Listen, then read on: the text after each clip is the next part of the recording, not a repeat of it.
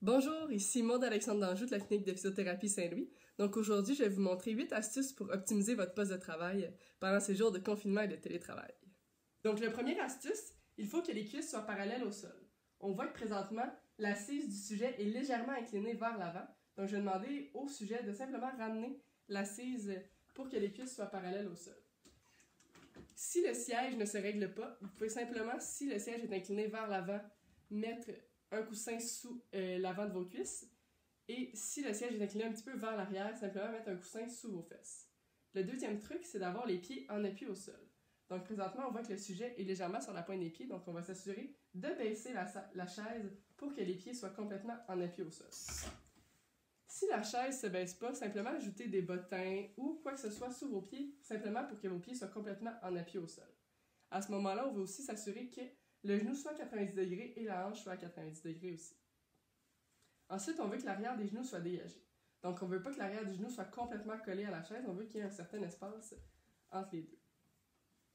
On veut ensuite que le dos soit bien appuyé. Donc, présentement, on voit que le haut du dos il est légèrement en flexion et la tête projetée vers l'avant. Donc, on va s'assurer de ramener une belle posture, puis que le dos soit appuyé contre la chaise.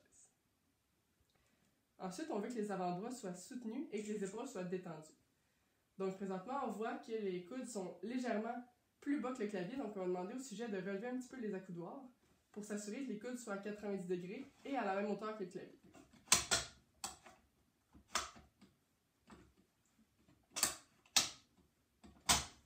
Parfait.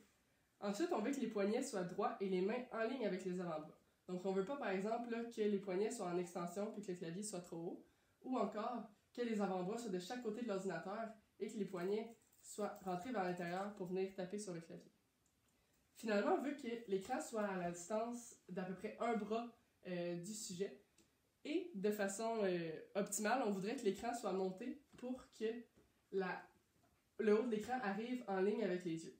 Par contre, dans notre réalité avec les ordinateurs portables, c'est plus difficile d'avoir cette optimisation-là de l'écran. Donc, on va simplement demander au patient de ne pas projeter sa tête vers l'écran quand il regarde vers son écran et de bien rentrer le menton pour s'assurer d'avoir une posture optimale. Donc, vraiment rentrer le menton.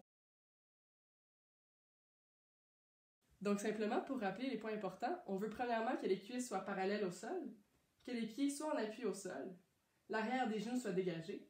On veut aussi, dans cette position-là, que les cuisses et les genoux soient à un angle d'environ 90 degrés. On veut aussi que le dos soit bien appuyé sur la chaise, que les avant-bras soient soutenus et les épaules détendues, et donc que les coudes soient à la même hauteur que le clavier. On veut aussi que les poignets soient droits et les mains aussi en ligne avec les avant-bras. Et on veut que l'écran soit à une distance confortable de lecture, donc environ un bras de nos yeux.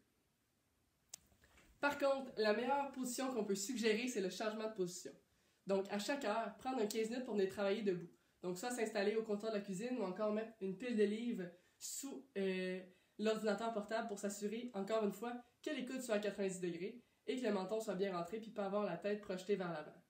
Merci beaucoup d'avoir écouté la vidéo et en espérant que les conseils vous soient utiles. Bonne journée!